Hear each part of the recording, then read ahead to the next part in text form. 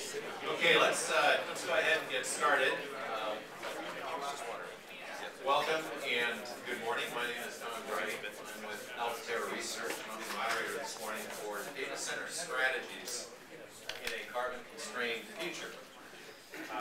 As you know, traditionally the focus of this conference has been on data center energy efficiency, and there was some debate about whether this topic of carbon was really ready for prime time or not. And the general sense of the organizing group, especially over the last few months, was that, this topic is reaching prime time, that this is increasingly relevant to IT. We've put together a great panel. I'm really excited about the group we have together because all the people on the panel have a lot of experience specifically with this topic. Joining us, advance the slide here, joining us from Yahoo is Chris Page. Chris is Director of Climate and Energy Strategy. From Cisco, we have Andy Brower, who is the IT Energy Sourcing Czar. Actually, his real title is Senior Manager of Infrastructure Critical Environments, but one of his hats is being an Energy Sourcing Czar, and every good panel needs a czar. So, thank you for joining us, Andy. Sure. We have Mark Thiele from VMware, Director of Business Operations for R&D. We have Ben Mackel joining us from the U.S. Environmental Protection Agency. Ben is out of San Francisco and is the Program Manager for the Clean Energy and Climate Change Office there. Lastly, I'm serving as moderator. I'm with Altair Research. We do market research on sustainable business and clean technology solutions in the corporate marketplace. Why discuss carbon? Well, this has gotten some play this morning.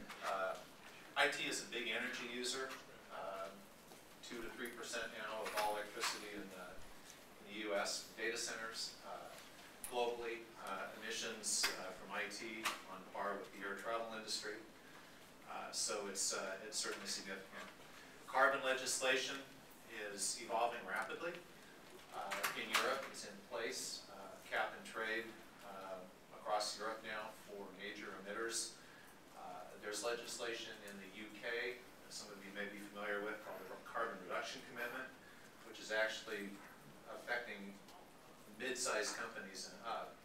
But if you pollute or emit carbon above a certain level, in a sense you have to buy credits to do that. It's effectively a carbon tax, and that's in place now in the UK. In the US, of course, we have legislation under consideration at the national level around cap and trade now. We heard from Jeff this morning about what's going on in California. California is very much a trendsetter around legislation as it relates to carbon. What does this mean? Well, for most IT organizations, this is really going to translate to electricity prices. It's pretty much unavoidable that this will impact electricity prices upward over time. Another key factor in the corporate segment right now is voluntary reporting. Put voluntary in quotes because it's really not voluntary for large businesses anymore. The Carbon Disclosure Project, international organization that's encouraging corporate reporting of carbon, has really taken hold. Most big companies are now reporting, and they're expected not just to report emissions, but to reduce emissions. And for companies that are IT intensive, that effectively means IT has to reduce emissions. How does IT respond?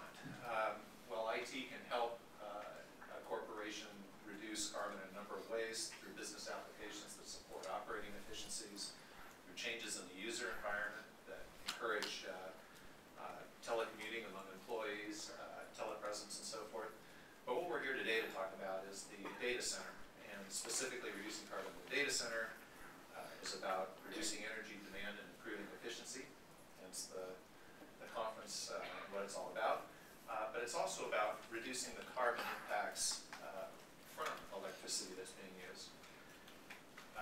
Chris Page contributed a couple of slides here that I think really represent an interesting example. Yahoo looked at the impacts of electricity used in Washington State versus India.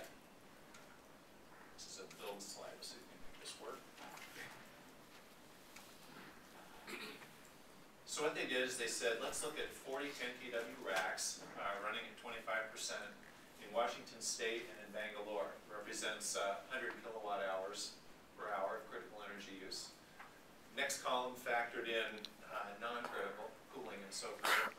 35 in Washington State, 90 in Bangalore. And I understand this was a colo type of performance that you're able to find in Bangalore versus an internal capability in Washington State. Middle column, what the middle column about is transmission and distribution. Transmission losses of about 6% in Washington, and actually about 30% in India. And then here's the probably the most impactful factor is the carbon intensity of the electricity being used in Washington State versus Bangalore. In Washington State, about 1/3 of a pound of CO2 per kilowatt hour. In Bangalore, close to 2 pounds. Difference is the electricity in Bangalore coming from primarily from coal-fired sources, and in Washington State from hydroelectric sources, so much cleaner power. When you net this all out, interesting compound effect here. The carbon impact of an hour of this configuration running is almost 10x in India what it is in Washington. So location and efficiency really matter. They really make a big impact. If your corporation, if your business is going to be expected to reduce carbon, this is an important equation to understand. Here are some other numbers from around the U.S., a little closer to home. On the far right is the U.S. average in terms of pounds of CO2 per kilowatt hour. California's pretty good, about half that. Washington State, better still, about a quarter. And some different numbers across the board. A couple of other things I wanted to mention quickly before we get to the panelists is things that are being done in the U.S. The Environmental Protection Agency has a green power partnership which encourages corporations to buy and utilize clean power. A number of major IT companies have been absolute leaders in this. Intel this year, I guess, was the top company. Cisco and Yahoo have been very active in this, as well as I'm sure a number of the other companies represented in the room. EPA also has a combined heat power partnership they're starting to elaborate on. And of course, there's the Energy Star work that's underway for data centers. With that, I want to move to the panel. A number of key questions here that we're going to go through. I'd like to invite people in the audience to ask questions as we go too, and we need to keep the panel rolling, but if you've got a burning question, put up your hand and we'll take it.